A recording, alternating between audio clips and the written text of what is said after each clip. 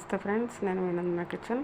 ఈరోజు మనము ములక్కాడ టమాటా కర్రీ రెడీ చేయబోతున్నాము. తగినంత ఆయిల్ వేసుకొని పోపు గింజలు వేసుకోవాలి. అలాగే ఒక మీడియం సైజు ఉల్లిపాయ, పచ్చిమిర్చి, కరివేపాకు వేసుకోవాలి. వేసుకొని అలాగే ఒకసారి కలుపుకోండి. ఇది టమాటా, దోసకాయ, ములక్కాడ, సొరకాయ కర్రీ ఈ విధంగా ట్రై చేస్తున్నాను. తగినంత సాల్ట్ వేసుకోండి. ఒక స్పూన్ పసుపు వేసుకోండి. అలా వేసుకున్నాక ఒకసారి కలుపుకోండి. ఈ విధంగా కలుపుకోవాలి. ఉల్లిపాయ అయితే నిలువుగా సన్నగా కట్ చేసి వేసాను. బాగుంటుంది. ఈ విధంగా వేసుకోండి. ఒక స్పూన్ ధనియా పొడి, ఒక స్పూన్ చిన్న స్పూన్ అంత మెంతి పొడి, చిన్న స్పూన్ అంత జీలకర్ర పొడి, అల్లం వెల్లుల్లి పేస్ట్ కచ్చపచ్చగా దంచి వేసాను. ఈ కర్రీకి ఇలా వేసుకుంటే బాగుంటుంది. ఫ్రెష్గా దంచి వేసుకోండి. ఇప్పుడు మనకు పోపు కొంచెం వేగిపోయిన తర్వాత ములక్కాడ ముందు వేసుకోవాలి. ఒక ములక్కాడ తీసుకొని ఇలా కట్ చేసి ముక్కలు వేసేసాను. అలా వేసుకోండి. అలా కలుపుకోవాలి అంతా కలిసేలా. ఇప్పుడు ఒక 2 నిమిషాల తర్వాత మనం కట్ చేసి ఉంచుకున్న కూరగాయ ముక్కలు వేసేసుకున్నాము. టమాటా, దోసకాయ, సొరకాయ, లేత సొరకాయ బాగుంది. లేత కాయ అయితే చిన్న కాయ అన్నీ కలిపి మనం ఒకసారి అంతా కలిసేలా కలుపుకోవాలి. ఈ కాంబినేషన్లో ట్రై చేసి చూడండి ఒకసారి. ఇప్పటివరకు ట్రై చేయనట్లయితే కర్రీ అయితే చాలా టేస్టీగా వచ్చిందండి. తిన్న తర్వాతే వాయిస్ ఇస్తున్నాను నేను.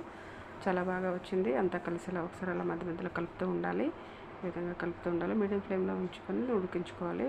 చాలా వరకు కర్రీ రెడీ అయిపోయింది, ఉడికింది. ఇప్పుడు కారం అయితే మీ టేస్ట్ తెలియాలి, మీరు చూసి వేసుకోండి. నేనైతే ఒక స్పూన్ వేసాను. ఈ విధంగా కారం వేసినాక ఇది కూడా పచ్చివాసన పోయేలా ఒక 2 నిమిషాలు అలాగా ఉడికించుకోవాలి. ఇలా ఉడికిన తర్వాత మధ్య మధ్యలో కలుపుతూ ఉండాలి. ఈ విధంగా ఇప్పుడు ఒకసారి కలుపుకోండి. చాలా వరకు ఉడికిపోయింది కర్రీ అయితే. ఇంకా ఏమైనా పచ్చిదనం ఉంటే కొన్ని వాటర్ వేసుకొని ఉడికించుకోవాలి. ఒక టీ తాగేమన్నా గ్లాస్ అయితే వాటర్ వేసాను. ఈ వాటర్ వేసుకున్న తర్వాత ఒకసారి అలా కలుపుకోండి. అలా కలుపుకోవాలి. ఇదంతా కూడా దగ్గరకు ఉడికిపోతుంది మనకి. ఇది చపాతీలోకి, రోటీలోకి, అన్నంలో చాలా బాగుంటుంది. ఒక స్పూన్ మసాలా మనం ఇంట్లో తయారు చేసుకున్న చెక్క, లవంగాలు, కొబ్బరితో రెడీ చేసింది ఒక చిన్న స్పూన్ వేసాను. చాలా టేస్టీగా ఉంటుంది ఇలా వేసుకుంటే. కొంచెం కసూరి మేతి వేసి అలా కలుపుకోండి. చూడండి, చాలా థిక్గా వచ్చింది మనకి. వాటర్ ఉడికిపోయింది కర్రీ, ఇంకా దగ్గరికి అవుతుంది.